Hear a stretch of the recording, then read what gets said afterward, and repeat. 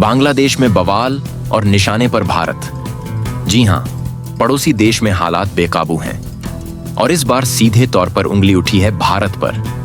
बांग्लादेश में माहौल युद्ध जैसा बन चुका है और अब खुद बांग्लादेश की अंतरिम सरकार कह रही है इस संकट के पीछे भारत का हाथ है।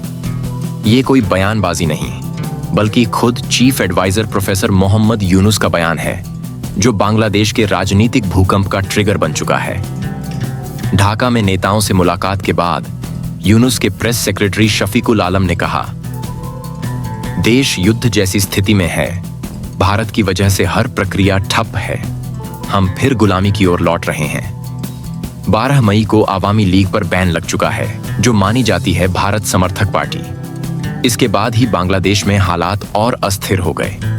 यूनुस ने साफ आरोप लगाया कि भारत ने जुलाई 2024 के जनविद्रोह को कुचलने में मदद की। अब बांग्लादेश की बीएनपी, जमात-ए-इस्लामी और नेशनल सिटीजन पार्टी जैसी ताकतें खुलकर बोल रही हैं, भारत का दखल रोको और जुलाई हत्याकांड के गुनहगारों को सजा दो।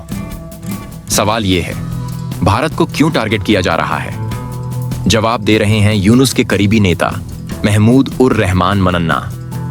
भारत की वजह से देश संकट में है, अब पूरी जनता को एकजुट होना होगा। विवाद सिर्फ राजनीतिक नहीं, रणनीतिक भी है। चटगांव पोर्ट विदेशी कंपनी को देने का फैसला हो या रखाइन राज्य में ह्यूमैनिटेरियन कॉरिडोर खोलना, सरकार कह रही है अब कोई फैसला भारत की मर्जी से नहीं, जनता की राय से होगा। भारत, जो बांग्लादेश की आजादी का सबसे बड़ा समर्थक था, आज उसी भारत को साजिशकर्ता कहा जा रहा है। यूनुस की सरकार चुनाव से पहले भारत को साफ चेतावनी दे रही है, दखलंदाजी नहीं चलेगी। यूनुस ने कहा, अगर चुनाव निष्पक्ष नहीं हुए तो मैं खुद को दोषी मानूंगा, लेकिन भारत ने हमें रोक रखा है। अब बांग्लादेश की अगली जंग लोकतंत्र बनाम दखल की है। भारत के लिए भी यह एक सिग्नल है, क्योंकि अगर बांग्लादेश चीन या इस्लामिक ब्लॉक की तरफ गया तो भारत को एक साथ पश्चिम में पाकिस्तान और पूर्व में बांग्लादेश से घेराबंदी झेलनी पड़ सकती है।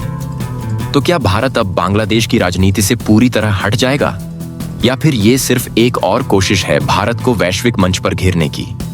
आपका क्या कहना है?